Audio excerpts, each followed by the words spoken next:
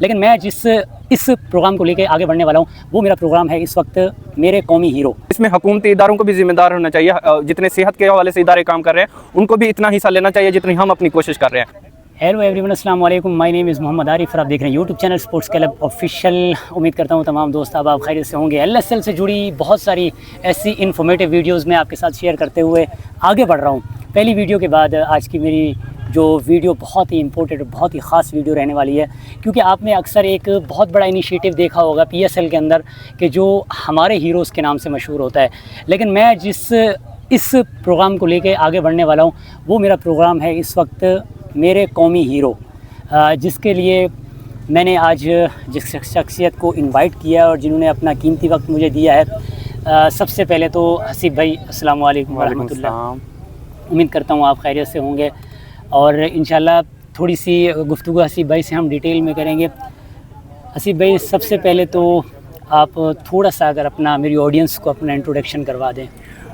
وعلیکم السلام. عارف بھائی آپ کا بہت شکریہ کہ آپ نے ہمیں اس پروگرام میں انوائٹ کیا.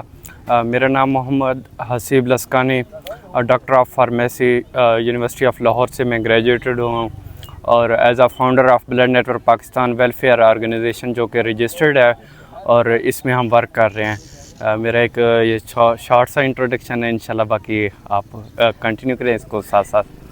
میرا ایک سوال چھوٹا سا آپ سے یہ ہے کہ اگر میں آپ کے بیک گراؤنڈ کو تھوڑا سا اسٹڈی کرتا ہوں تو آپ کے بیک گراؤنڈ میں مجھے ایک بہت لمبی چوڑی زراعت نظر آتی ہے، فارمنگ نظر آتی ہے اور وہ بہت سارے طریقہ کار ہیں. لیکن یہ مائنڈ سیٹ آپ کے اندر کیسے آیا کہ میں ایک اپنا پراپر نظام چھوڑ کے میں یہ بلڈ نیٹ ورک پاکستان کے حوالے سے ایک اچھا انیشیٹو قوم کے لیے کروں؟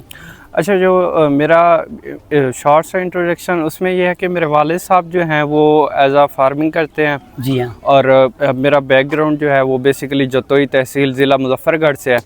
جب میں یونیورسٹی آف لاہور میں اسٹڈی کر رہا تھا تب میں نے ایک کونسل جوائن کی تھی اپنے وسیب کے حوالے سے، سریک اسٹوڈنٹ کونسل، اور وہاں پر میں جو ہے وہ ایز اے بلڈ سیکریٹری سرو کر رہا تھا. اب وہاں پر یہ ہے کہ موسٹلی جو کیسز آتے تھے وہ ہمارے راجن پور، مظفر گڑھ، ڈیرہ غازی خان ان علاقوں سے آتے تھے، کیونکہ ان علاقوں میں ابھی بھی جو آپ کو سب سے مین ایشو نظر آتا ہے وہ کینسر کا ہے. ان علاقوں میں کینسر بہت زیادہ ہے اور ان بچوں کے جو ہے وہ بلڈ لگوانے آتے تھے لاہور میں. تب بہت سارے لوگوں کو بلڈ کی ضرورت ہوتی تھی اور وہاں پر جب میں بلڈ سیکریٹری سرو کر رہا تھا تو راؤنڈ اباؤٹ میں نے 500 پلس جو ہیں وہ ایمرجنسی کیسز کلوز کروائے تھے. تب میں نے سوچا کہ ہمارے علاقے میں اتنی اشد ضرورت ہوتی ہے خون کی اور لوگوں کے وہ آگاہی نہیں ہوتی اس بیماری کے حوالے سے، تو تب میں نے اس کا پراپر انیشیٹو لیا ساتھ ساتھ. اور جب میں ایز اے پریزیڈنٹ سریک اسٹوڈنٹ کونسل سلیکٹ ہوا تب جو ہے وہ میں اپنی تھیلیسیمیا کے بارے میں جو ریسرچ تھی وہ بھی میں نے جاری رکھی. اور مجھے پتہ چلا کہ صرف میری تحصیل میں علی پور اور جتوئی میں راؤنڈ اباؤٹ ایک منتھ میں جو ہے وہ 10 سے 15 بچے جو ہے وہ تھیلیسیمیا کے مر رہے ہیں. آپ سوچیں ایک تحصیل میں صرف ایک بیماری کی وجہ سے 10-15 بچے مر رہے ہیں. اور اسی طرح دونوں تحصیل میں سال میں 250 سے 300 بچے اس بیماری کی وجہ سے مرتے تھے، جو کہ ہمارے وسیب کے لیے ایک دکھ کی بات تھی. اور یہاں کے جو سیاسی ہیں یا دوسرے جتنے بھی گروہ کام کر رہے ہیں وہ اس بیماری کو توجہ ہی نہیں دیتے تھے، چاہے کینسر ہو، تھیلیسیمیا ہو، بلڈ کی کمی ہو، انیمیا ہو، کوئی اس پر بھی توجہ نہیں دیتا تھا. تو میں نے سوچا کہ ایک ایسا انیشیٹو لیا جائے جو ہمارے علاقوں کے لیے، ہمارے وسیب کے لیے، ہمارے پاکستان کے لیے ایک مفید ثابت ہو. تب میں نے اس پر کام شروع کیا اور blood network Pakistan welfare organisation کو رجسٹرڈ کروانے کے لیے اور اس کو ساتھ ساتھ کام کرنے پر جو ہے وہ میں نے کام شروع کر دیا تھا. بہت شکریہ. مطلب یہ کہ کافی ڈیٹیل آپ نے بتائی، لیکن میں یہاں ایک وہ جس طرح کہتے ہیں سیریس کنڈیشن سے بھی آپ کو آگاہ کرتا ہوا چلوں. تونسا ہمارے قریب لگتا ہے یہاں سے. ابھی حالیہ رپورٹ ہے تونسا کی کہ جس انداز سے وہاں کینسر کا ایک اتنا بڑا ایشو کریٹ ہوا ہے، یہ ہمارے پڑوس میں ہونے کا آپ کیا سمجھتے ہیں کہ یہاں ہماری تحصیل پہ کتنا افیکٹ ہو سکتا ہے؟ اچھا، سب سے پہلے یہ ہے کہ یہ بیماریاں پھیل کس وجہ سے رہی ہیں، ہمیں اس کو روکنا ہوگا. جیسے تھیلیسیمیا ہے، اس میں یہ ہے کہ آپ شادی سے پہلے الیکٹروفیروسس ٹیسٹ کروائیں. اس کے علاوہ جو کینسر ہے وہ کس وجہ سے پھیل رہا ہے؟ یورینیم کی وجہ سے پھیل رہا ہے، ہمارے آلودہ پانی استعمال کرنے کی وجہ سے پھیل رہا ہے، یا اس کے بہت سارے اور بھی مسئلے ہیں جس وجہ سے وہ پھیل رہا ہے. ہمیں اس پر کنٹرول کرنا چاہیے. اب یہ صرف میں اکیلا ذمہ داری نہیں لے سکتا, یا صرف آپ جو ہے وہ اکیلے ذمہ داری نہیں لے سکتے, اس میں حکومتی اداروں کو بھی ذمہ دار ہونا چاہیے. جتنے صحت کے حوالے سے ادارے کام کر رہے ہیں ان کو بھی اتنا حصہ لینا چاہیے جتنی ہم اپنی کوشش کر رہے ہیں. اگر وہ اس حوالے سے اپنی کوشش جاری رکھیں گے تو ہم اس بیماری کو قابو پا سکتے ہیں. ایک تو یہ ہے کہ ہم اس کی پری کنٹرول کریں, اور اس کے علاوہ جو دوسری چیز ہے, اگر کوئی اس طرح کا بچہ آ جاتا ہے جو تھیلیسیمیا, کینسر ہے, اس طرح کی بیماریوں میں, ہمیں اس کو پراپر ٹریٹمنٹ کی طرف لے کر جانا چاہیے. اب دیکھیں لاہور میں کینسر کا جہاں پر پہلے شوکت خانم ہاسپٹل بنا ہوا ہے, وہاں پر دوسرا بھی ہاسپٹل بن رہا ہے, تیسرا بھی بن رہا ہے, لیکن دکھ کی بات ہے ہمارا وسیب جہاں سے پتہ نہیں کتنے پرسنٹ پاکستان کے لیے ریونیو جاتا ہے, کتنے پرسنٹ ہمارے گندم جاتی ہے یہاں سے, لیکن دکھ کی بات ہے ہمارے وسیب میں کوئی بھی کینسر ہسپتال نہیں ہے. ہمیں ہر روزانہ نوجوان لوگوں کو یہاں سے لاشیں اٹھانی پڑتی ہیں, آواز بھی بلند کر رہے ہیں, لیکن حکومتی سطح پر یہ اس کی جو ہے وہ رزلٹ ہمیں 0% مل رہے ہیں. ہمیں حکومت سے یہی درخواست ہے کہ ہمیں جلد از جلد اپنے وسیب کے لیے کم از کم ایک کینسر ہسپتال دیں تاکہ ہم اپنے نوجوانوں کو, اپنے بچوں کو بچا سکیں. ماشاءاللہ اس میں تو مطلب یہ کہ ایک بہت بڑا ایک درد ہے اور ایک بڑی مطلب یہ کہ آہا آپ کے اندر ہے, اور آپ یہ سوچ کے جس طریقے سے آپ آگے بڑھنا چاہ رہے ہیں. لیکن آپ کا ایک ٹارگٹ کیا ہے, آپ کیا مطلب قوم کے لیے اور اس وقت یہاں کی جو ہماری آس پاس کی برادری ہے ان کے لیے کیا ٹارگٹ لے کے میدان میں اترے ہیں؟ دیکھیں جو سب سے پہلے میرا انیشیٹو ہے وہ بلڈ نیٹ ورک پاکستان میں, وہ یہ ہے کہ تھیلیسیمیا فری پاکستان. اور پاکستان میں 5000 بچے تھیلیسیمیا کے پیدا ہوتے ہیں ہر سال, لیکن وہ بغیر کسی علاج معالجے کے. اس کا جو ٹریٹمنٹ ہے وہ راؤنڈ اباؤٹ 1 کروڑ کے قریب پڑتا ہے, بون میرو ٹرانسپلانٹ.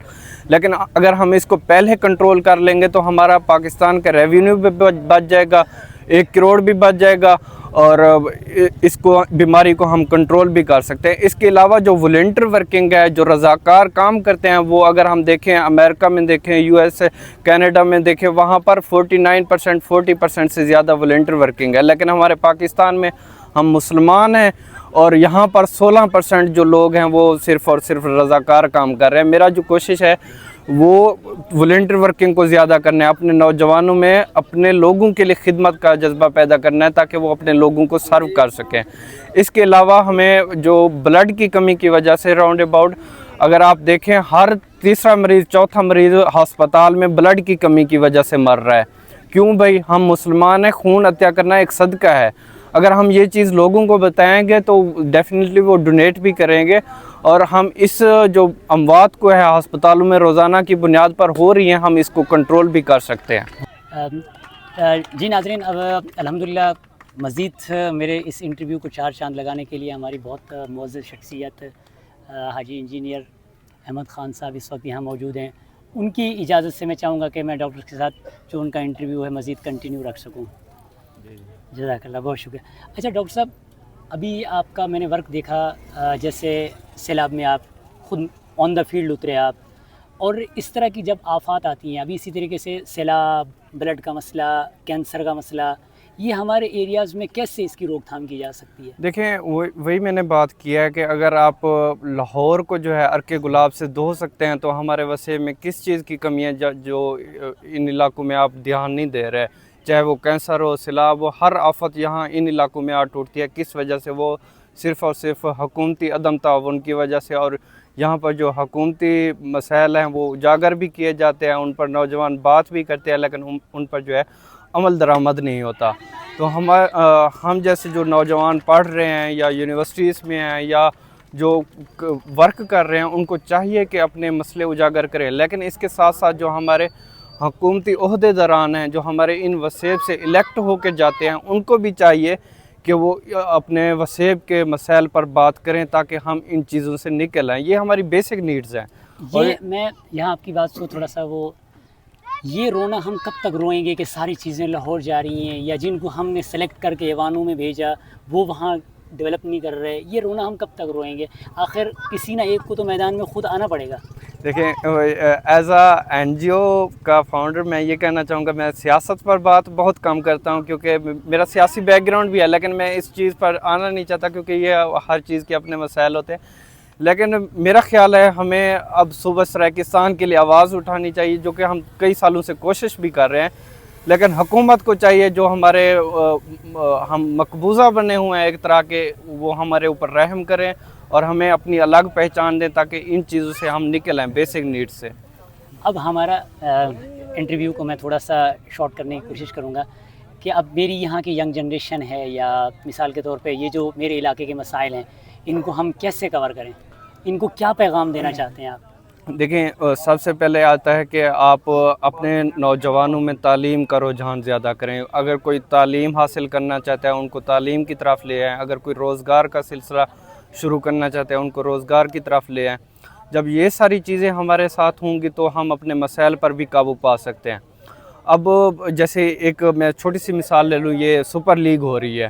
جی اب اس طرح کی چیزیں چھوٹے لیول سے شروع ہوتی ہیں، پھر آہستہ آہستہ بڑھتے بڑھتے بڑے لیول پر آتی ہیں۔ ورنہ یہی نوجوان ہوتے تھے جو منشیات اور پتنی اور کئی چیزوں پر جو ہے وہ سفر کر رہے ہوتے تھے، اور ان نوجوانوں کو اس بارے میں پہچان ہی نہیں تھی کہ ہمارے علاقے میں کرکٹ کا رجحان اتنا زیادہ ہو سکتا ہے۔ جب ہم نوجوانوں کے انٹرسٹ کے مطابق اپنے لوگوں کو لے کر چلیں گے تو ہم ان مسائل پر بھی قابو پا سکتے ہیں۔